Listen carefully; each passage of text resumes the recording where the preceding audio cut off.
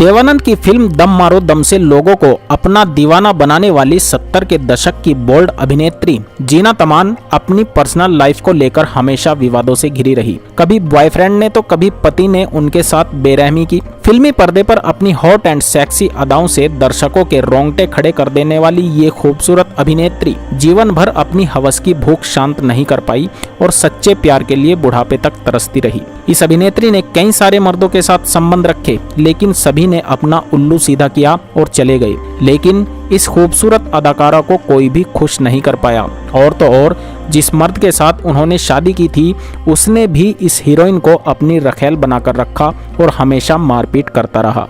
जी हाँ दोस्तों, आज हम बॉलीवुड की मशहूर और खूबसूरत अभिनेत्री जीना तमान के निजी जीवन के कुछ ऐसे राज खोलने वाले हैं जिन्हें सुनकर आपको बॉलीवुड से नफरत हो जाएगी और आप ये सोचने पर मजबूर हो जाओगे कि जीना तमान जैसी शरीफ सी दिखने वाली अभिनेत्री आखिर ऐसा कैसे कर सकती है। लेकिन उससे पहले आपको बता दें कि जीना तमान ने अपने फिल्मी करियर में कई सुपरहिट फिल्में दी। उनके अभिनय के साथ साथ लोग उनकी खूबसूरती के भी दीवाने थे। एक समय ऐसा था जब जीना तमान को हिट फिल्मों की गारंटी तक माना जाता था। फिल्म इंडस्ट्री में ताल्लुक रखने वाली जीना तमान के पिता अमानतुल्लाह खान फिल्मों की स्क्रिप्ट लिखा करते थे। उन्होंने बतौर को राइटर मुगले आजम और पाकीज़ा लिखी।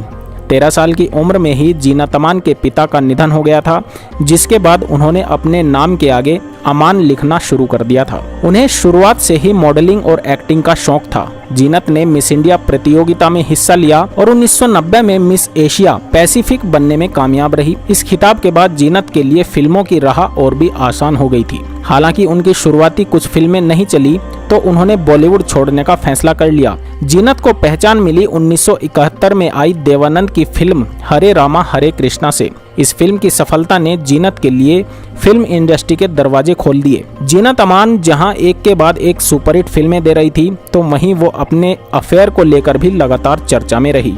हिंदी सिनेमा के इतिहास में ऐसी कई फिल्में मौजूद हैं जो आज भी बेहतरीन फिल्मों में गिनी जाती हैं।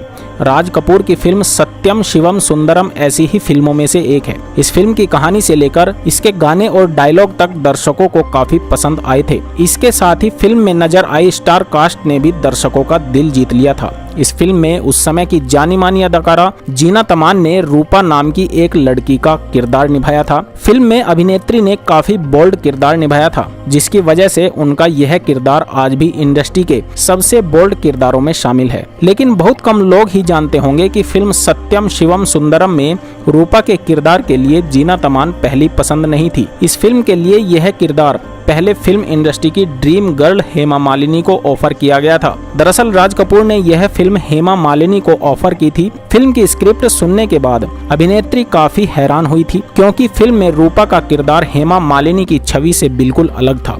बस फिर क्या था, हेमा मालिनी के इस किरदार को ना करने पर सत्यम शिवम सुंदरम में रूपा का किरदार जीना तमान की झोली में आ गिरा। हेमा के बाद राज कपूर ने जीना तमान को यह फिल्म ऑफर कर दी। उस समय राज कपूर जीना तमान के साथ वकील बाबू फिल्म में काम कर रहे थे।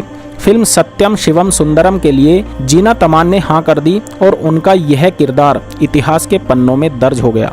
एक वक्त था जब बॉलीवुड में जीना तमान और राज कपूर के अफेयर के चर्चे जोरों पर थे। कहा जाता है कि इसी वजह से राज कपूर ने जीनत को अपनी फिल्म सत्यम शिवम सुंदरम में लीड रोल दिया था, लेकिन देवानंद ने इसे अफवाह समझकर अनदेखा कर दिया था। देव साहब जीना तमान की खूबसूरती पर इतने फिदा थे कि उन्हें फिल्म हरे रामा हरे कृष्णा में कास्ट कर लिया। फिल्म हरे रामा हरे कृष्णा में जीनत ने देवानंद की बहन का किरदार निभाया था।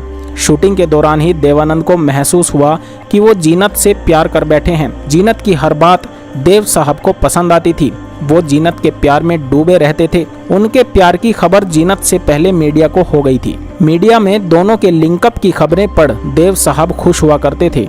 इसका जिक्र खुद देव साहब ने अपनी ऑटोबायोग्राफी रोमांसिंग विद लाइफ में किया था। एक दिन देवानंद ने जीनत को प्रपोज करने का फैसला किया। देव साहब ने सोचा कि वो जीनत को होटल ताज में प्रपोज करेंगे। इसी होटल में देव और जीनत कभी डिनर पर जाया करते थे। जीनत को प्रपोज करने के लिए देव साहब ने एक छोटी सी पार्टी रखी। इस पार्टी में देव साहब ने अपने करीबी दोस्तों और जीनत को बुलाया, लेकिन उन्होंने पार्टी के दौरान कुछ ऐसा देखा जिससे उनकी पूरी दुनिया ही बिखर गई। देव साहब ने देखा कि राज कपूर नशे की हालत में जीनत के पास गए और उन्हें अपनी बाहों में भर लिया। जीनत ने भी राज कपूर को गले लगा लिया। ये सब देखकर देव साहब का दिल चकनाचूर हो गया। अचानक उनकी आंखों के सामने अंधेरा छा गया। अपनी किताब में इस किस्से का जिक्र करते हुए देव साहब ने कहा था कि ये सब देखने के बाद वो पार्टी से बाहर निकल गए। फिर कभी उन्होंने जीनत के बारे में सोचा भी नहीं। इस तरह देवानंद की एक लव स्टोरी का दी एंड हो गया था। संजय खान और जीनत अमान के अफेयर के किस्से भी एक वक्त पर बॉलीवुड के गलियारों में खूब गूंजते थे। खबरें तो यहाँ तक थी कि जीनत अमान ने शादीशुदा संजय खान से गुपचुप तरीके से शादी कर ली थी। फिल्म अब्दुल्ला के सेट से दोनों के अफेयर के किस्से शुरू हुए। संजय पहले से शादीशुदा थे और उनके 3 बच्चे थे। अब्दुल्ला फिल्म की शूटिंग खत्म करने के बाद संजय खान ने जीनत को फोन कर अपने साथ एक गाना शूट करने के लिए कहा, लेकिन जीनत काफी बिजी थी। डेट की कमी के चलते जीनत ने शूट से मना कर दिया, जिसके बाद संजय खान भड़क उठे और फोन पर ही जीनत को खूब खरी खोटी सुनाई। जीनत जब संजय के घर पहुंची तब उन्हें पता चला कि संजय ताज होटल में पार्टी करने गए हैं, जिसके बाद जीनत घबराहट में वहां पहुंच गई। जीनत संजय को मनाने जब ताज होटल पहुंची तो वहां दोनों में बहस हो गई। फिर क्या था, संजय ने पूरे स्टाफ के सामने ही जीनत अमान की पिटाई कर दी। जीनत का जबड़ा टूट गया था और दाहिनी आंख की रोशनी कमजोर पड़ गई थी। दिग्गज अभिनेत्री जीनत अमान का फिल्मी करियर जितना सफल रहा, उनकी निजी जिंदगी उतनी ही अधिक तनाव में कटी। बोल्ड और मजबूत किरदार निभाने वाली जीनत अमान घरेलू हिंसा का शिकार हुई। जीनत अमान ने उनके परिवार के खिलाफ जाकर एक्टर मजहर खान से शादी कर ली। शुरुआत में सब सही चल रहा था। दोनों की शादी मीडिया में उन दिनों सुर्खियों में रहती थी, लेकिन बाद में दोनों के बीच विवाद बढ़ने लगा। आलम ये था कि मजहर जीनत के साथ हाथापाई करने लगे थे। शादी के बाद जीनत और मजहर के 2 बच्चे हुए, लेकिन इसके बावजूद मजहर के बर्ताव में कोई बदलाव नहीं आ रहा था। दरअसल मजहर चाहते थे कि जीनत बॉलीवुड को छोड़ दे और घर के काम संभाले, लेकिन जीनत ने उनसे साफ मना कर दिया था, जिसके बाद दोनों के बीच खूब मारपीट होने लगी। यह सिलसिला कुछ समय चला, जिसके बाद साल 1993 में मजहर की बीमारी का पता चला। जीनत बताती हैं कि वो 1993 से लेकर 1997 तक मजहर के इलाज में लगी रही और दिन रात अस्पताल के चक्कर काटती रही, यह सोचकर कि उनके पति बच जाएं। हालांकि मजहर को बचाया नहीं जा सका। अभिनेत्री की माने तो मजहर के जाने के बाद उनके घर वालों ने सारा पैसा